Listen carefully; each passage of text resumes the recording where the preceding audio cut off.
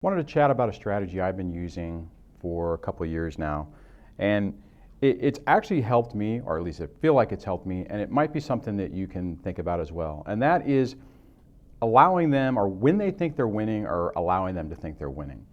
And one of the things that's kind of bizarre with people like this is they want to maintain that control. They want to feel like they have you over a barrel, that they're winning, that that they are negatively impacting your life. And for the most part, for the beginning stage of this, they are. So, that part's relatively easy. The problem is, at least this is what the situation for me is, I was trying to demonstrate to her that it wasn't impacting me, right? So, something would happen, then I would do a counter move to try to demonstrate that things are okay, or I'm doing okay financially, or whatever the issue is. The problem with that, when you do that, is then they think that they're losing, or they think that you're okay, or they think that you've moved on, and it ramps up the emotional abuse. This is why a lot of times when you get into a new relationship, different things happen, or new and exciting things happen with your ex. They try to go out of their way to try to create problems, wreak havoc, get other systems involved, or whatever. Like in my situation, as soon as the ex found out about me being involved with Debbie, 2 days later, she's calling child support services to say that I'm a deadbeat dad and stuff like that. Now, the interesting thing about that is when I talked to them, ultimately, the Department of Child Support Services, the county office, they said, unfortunately, that is very typical. They see that a lot. One of the stories that they shared with me was a guy finally moved on, either got a new girlfriend or got remarried. The ex-wife is already remarried, has her new life, everything is going, but as soon as he seemed to be moving on or being able to regain his life, she picked up the phone, called child support services to see if there was anything that they could do to make his life complicated.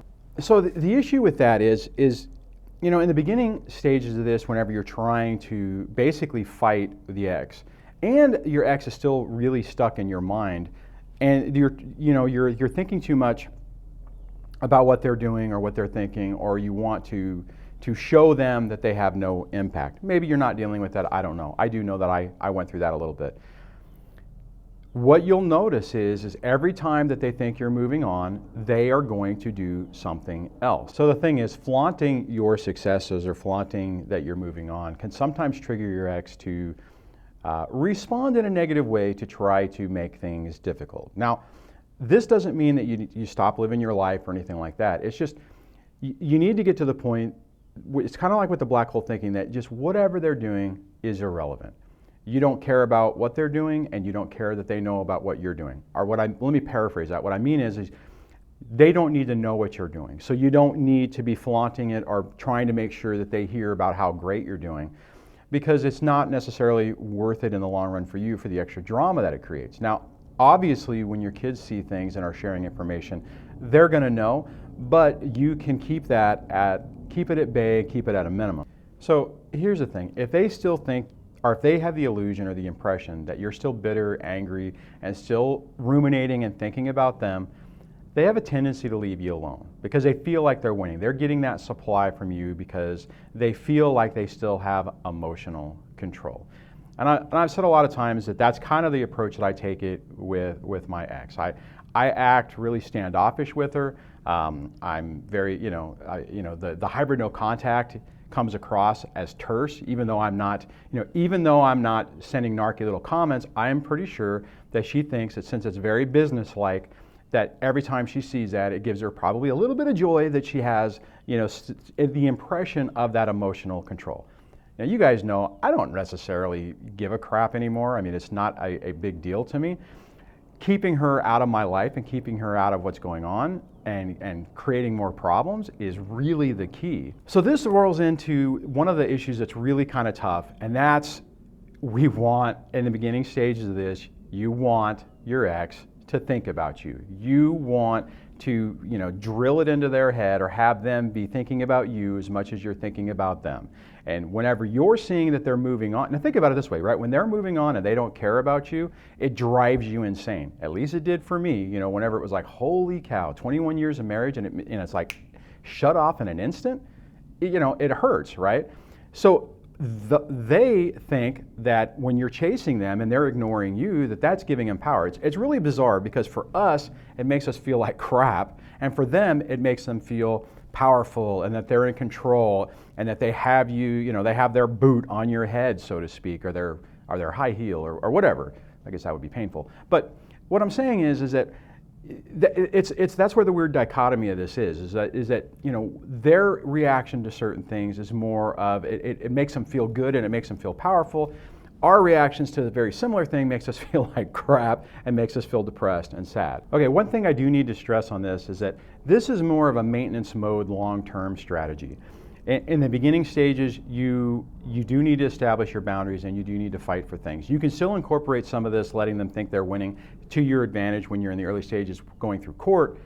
But once you get everything established, this is whenever it's like everything's basically done. Court's done. The stupid shenanigans is done. The legal smear campaign is done.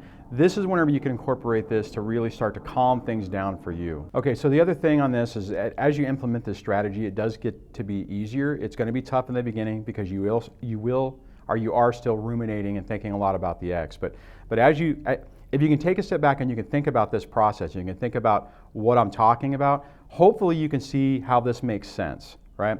And guys, a lot of this is coming from my own experience where I made the mistake, you know, whenever she was quote unquote winning on things and you know, I was getting just crucified with child support and alimony and all that stuff. You know, one of the things I was doing was trying to, you know, I was like, I'm going to live my life. I'm going to make sure that she knows. Well, one, I was going to make sure I was living my life and doing things, which means spending money. And at least in that regard is what I'm talking about. And it was also one of those things where it's like I wanted to make sure she knew that she wasn't getting to me, which is, you know, but all it did is it caused me more problems because it, you know, pushed me into debt and stuff like that.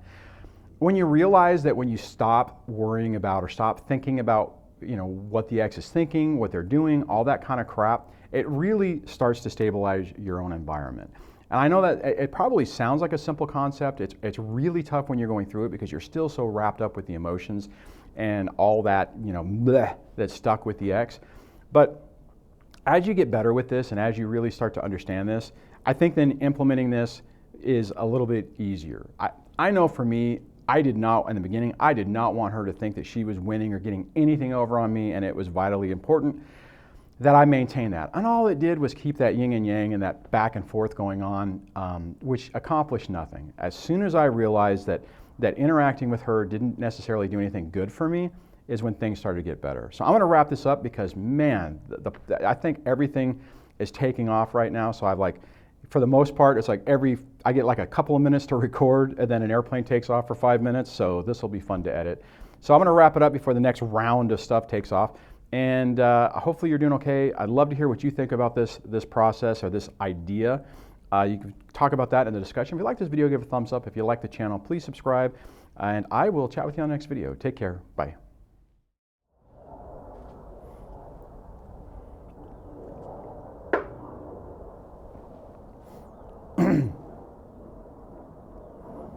I swear I'm going to have like 9 minutes of airplanes taken off and 3 minutes of video. Jeez. But I guess that's what pays the bills, so that's cool. You think they'd take a break during lunch, though?